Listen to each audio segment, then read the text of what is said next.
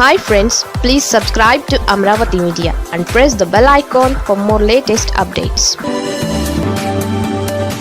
Tirupati Janasena MLA పరపతి ఇదేనా? పాపం జనసేన ఎమ్మెల్యే విన్నపాలు వినవలే అని తిరుపతి జనసేన ఎమ్మెల్యే ఆరణి శ్రీనివాసులు ఎండోమెంట్ కమిషనర్కు తన లెటర్ ప్యాడ్పై సిఫార్సు చేశారు.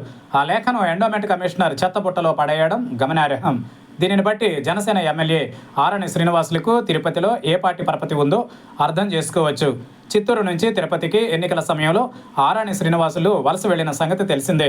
పొత్తులో భాగంగా తిరుపతి అసెంబ్లీ సీటు జనసేనకు దక్కింది. ఆరణి శ్రీనివాసుల్ని ఆ సమయంలో అదృష్టం తలుపు తట్టింది. చిత్తూరు సిట్టింగ్ ఎమ్మెల్యే అయిన ఆరణికి టికెట్ ఇవ్వడానికి జగన్ నిరాకరించారు. దీంతో ఆయన వైసీపీపై అలకబోనారు. వెతుకుతున్న తీగ కాలికి తగిలినట్లు గతంలో పీఆర్పీతో అనుబంధం జనసేనలో చేరేందుకు మార్గం సుగమమైంది. కూటమి సునామీలో తిరుపతిలో ఆరణి కూడా గెలుపొందారు. ఇంతవరకు రాజకీయ కథ ఆరణికి అనుకూలంగా సాగింది. ఎమ్మెల్యేగా ఎన్నికైన ఆయన తిరుపతిలో పెత్తనం చేయాలని ప్రయత్నించారు. తన కుమారుడు మదన్ అలాగే అన్న కుమారుడు శివకు తిరుపతి అప్పగించి దున్నుకోవాలని సూచించారని టీడీపీ జనసేన నేతలే సెటైర్స్ విసురుతున్నారు.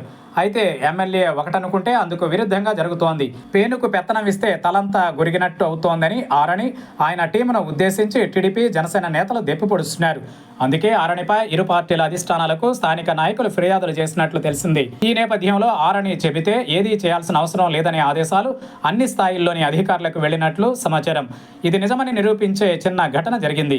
తిరుపతి తాతయ్య గుంట గంగమ్మ జాతర ఎంతో ప్రసిద్ధిగాంచింది.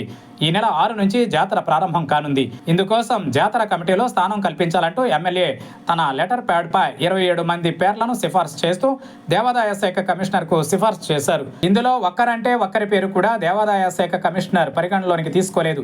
కేవలం సిఫార్సు చేసిన ఆరణి ఎమ్మెల్యే కావడంతో ఆయన పేరు మొదట చేర్చి ఆ తర్వాత ప్రభుత్వ పెద్దలు సూచించిన వాళ్లకు చోటు కల్పించారు. దీంతో ఆరణికి అంత సీన్ లేదని, తాము చెప్పిందే నిజమైందంటూ సిఫార్సు లేఖను సోషల్ మీడియాలో వైరల్ చేస్తూ సెటైర్స్ విసురుతున్నారు. ఇదంతా కూటమి నేతల మధ్య సాగుతోంది సుమా.